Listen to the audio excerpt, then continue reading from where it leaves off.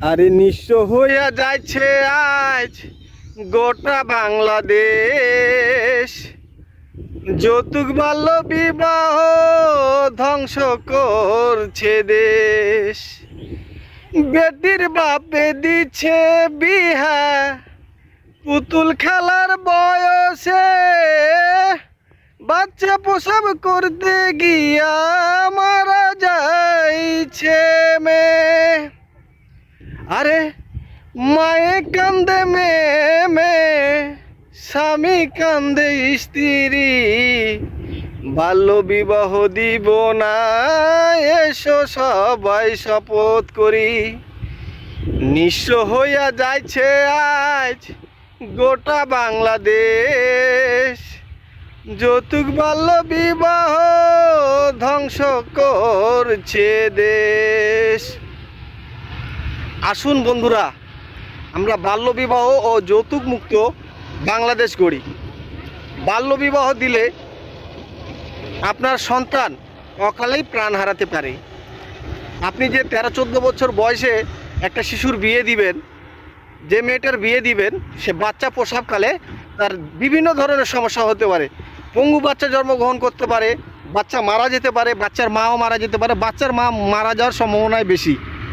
তাই আমরা বিশেষ করে যারা গ্রাম অঞ্চলে বসবাস করি তারা অল্প বয়সে মেয়েদের বিয়ে দিই। কারণ গ্রামের মড়ল মাতাব্বর প্রতিবেশীরা নানান কটু কথা বলে যে তোমার মেয়েটা বড় হয়ে গেছে, বিয়ে দিচ্ছ না কেন, পরে তো বিয়ে হবে না, এই আর কি। তখন আমরা কি করি, মেয়ের বিয়ে তাড়াতাড়ি দিয়ে ফেলি। মেয়ের বিয়ে দেওয়ার পর মনে করি যে হয়তো বা ঝামেলা শেষ হয়ে গেল, বা অনেক সামাজিক বিভিন্ন সমস্যা হয়। মেয়ে বড় হয়ে গেলে মানুষে কি বলবে, বা মেয়ে পালিয়ে যাবে নাকি, এ ধরনের ভয় থাকে। এই জন্য আমরা মেয়েদের বিয়ে তাড়াতাড়ি দিয়ে ফেলি। কিন্তু আসলে এটা সমস্যার সমাধান নয়, এতে সমস্যা আরও বেড়ে যায়। মেয়ের বিয়ে দেওয়ার পর অল্প কিছুদিনের মধ্যে বাচ্চা প্রসব করে, তখন বাচ্চা তো অল্প বয়সে বিয়ে দিলে তো বাচ্চা নর্মালে হবে না, তখন তো মনে করলেন অপারেশন করাই লাগবে। তখন কি করা হয়, অনেক টাকা খরচ হয়, বা বাচ্চা মারা যায়, বাচ্চার মা মারা যায়। একটা মেয়ের বিয়ে দেওয়ার জন্য, অল্প বয়সে বিয়ে দেওয়ার জন্য একটা পরিবার পুরোটাই শেষ। তাহলে কি করবেন, মেয়ের বিয়ে অল্প বয়সে দিবেন? খবরদার, যারা ভাবছেন যে আমার মনে হয় হয়তো বিয়ে দিলে ঝামেলাটা শেষ হয়ে গেল, না ভাই, আপনার ঝামেলা শেষ হয়নি, আপনার ঝামেলা শুরু হলো। অল্প বয়সে বিয়ে দিলে ঝামেলা শুরু হলো। তাছাড়া আপনার মেয়ের তো সংসারের বয়সই হয়নি। আপনার মেয়ে কি যে একটা পরিবারে যে মানিয়ে নিতে পারবে? তার তো এখন খেলার